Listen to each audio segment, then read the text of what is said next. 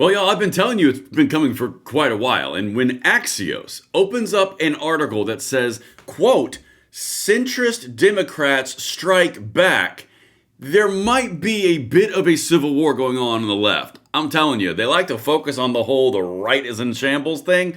They got a bit of a problem with the leftist parasite taking over the moderate host, and the moderates are now, quote, striking back. Yeah, tell me more about the unity over there on Team Lefty. You guys are going to love every second of this, and if you remember me talking about this ad nauseum, let me know in the comments field. Hit that like button, subscribe to the channel, turn the notification bell on if you are new, because saving the country and cutting through the propaganda is what we do best. And my God, I can't stand clickbait, so we're 100% clickbait free. All right, let's get into this, guys. Everything's always linked in the description box below. I always bring the receipts. You can follow me on X at Braden LOA. Let's dive right into this topic right here. Y'all, I'm not making this up. Look, this is on Axios. And this is a very important piece to this. Axios is like Leftyville. And Lefty is the mayor of Leftyville. This is not a moderate or conservative or centrist Democrat position outlet. This is a leftist progressive outlet, okay?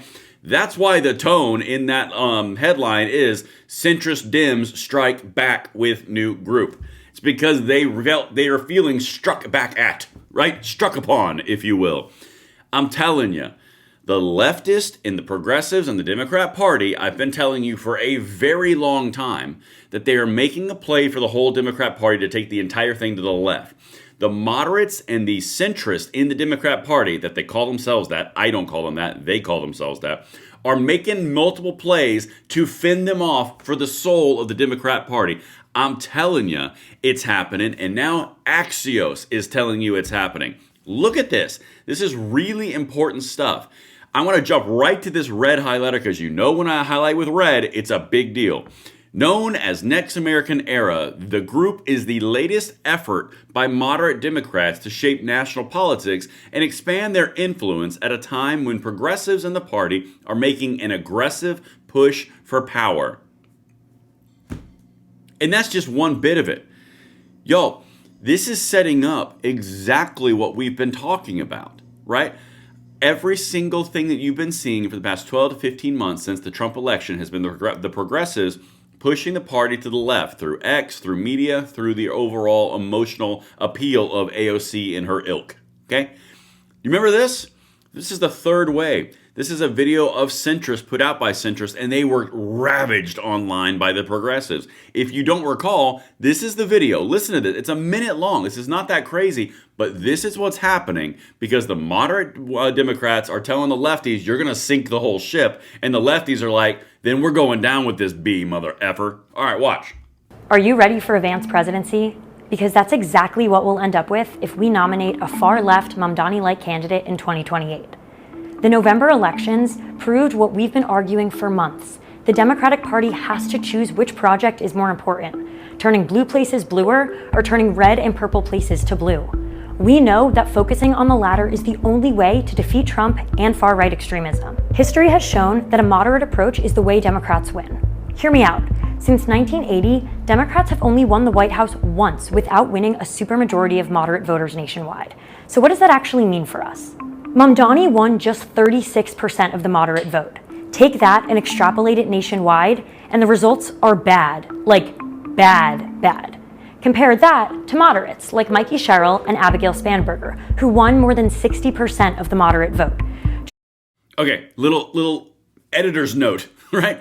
They're calling Abigail Spanberger, the governor of Virginia, who just put in 50 new taxes, said we're not going to work with ICE anymore, is banning Second Amendment rights across the board, and is pretty much re-shifting the entire state of Virginia in a representation shift.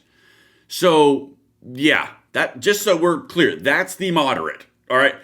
That's the moderate. What's that mean the other people are? Okay, again, that's important. Let's keep on trucking. Just look what happens when you apply those margins of victory nationwide. That's the difference between electoral ruin and renewal. Are you ready for a Vance president? I could have just waited. That was kind of a bad time to break. Doesn't matter. This is what they're doing, okay? They are screaming and sounding the alarm that because they're going too far to the left, by the way, again, reinforcing this point, Too far to the left is not Abigail Spanberger, who is way left. It's like Kami Mamdani left, right? So they're splitting the hair between big-time Democrat progressive and communist and socialist, all right? Now, as we keep on trucking, let's get back to the main article, the impetus of this video. All right, here we go. Ezra Klein, and Ezra Klein is one of the contributors of CNN, just so you know, there's a full-on tie-in to the establishment Democrats here. Abundance movement is getting some backup. A new political group is urging Democrats to embrace pro-growth, deregulatory policies with an eye towards 2028, according to the plans first shared with Axios. And I've got a few of these things that I'm just going to throw your way, and then we'll add some commentary context to it, okay?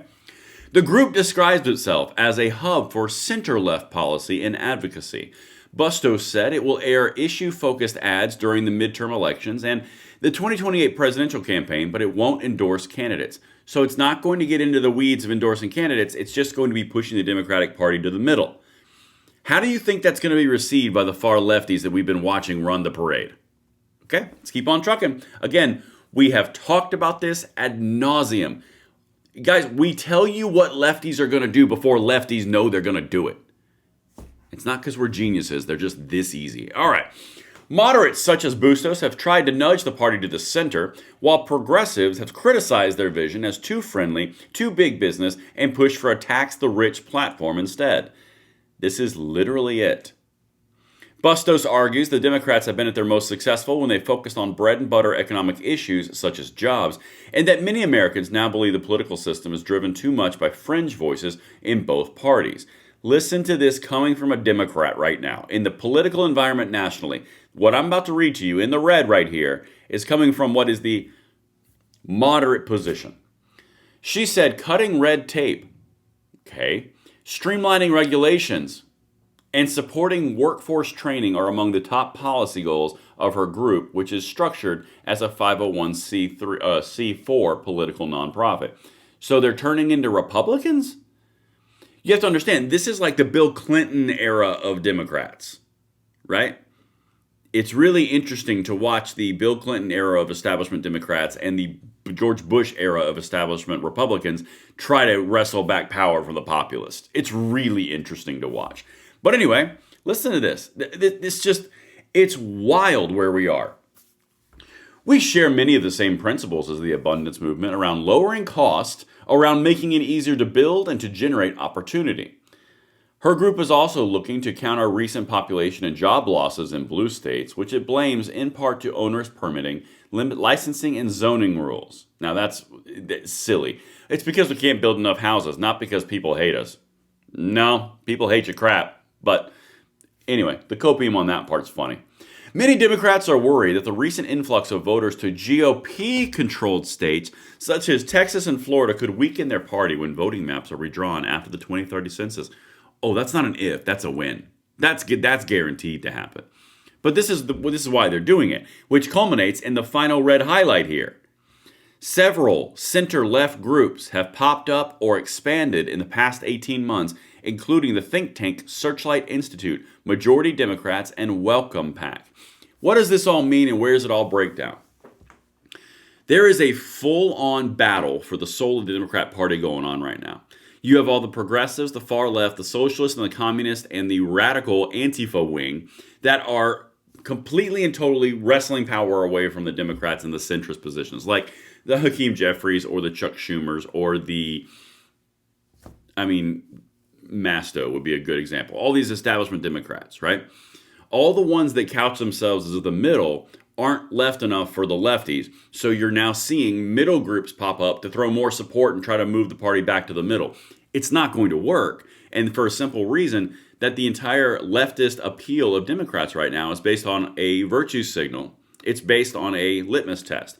If you are not against racism enough, then you're racist. If you're not anti-racist, you're racist. It's not enough just to say, I don't like racism. You have to be anti-racist. It's a constant and total litmus test all the time, all the way. It will eat itself in the end. That's why the entire thing's being hollowed out.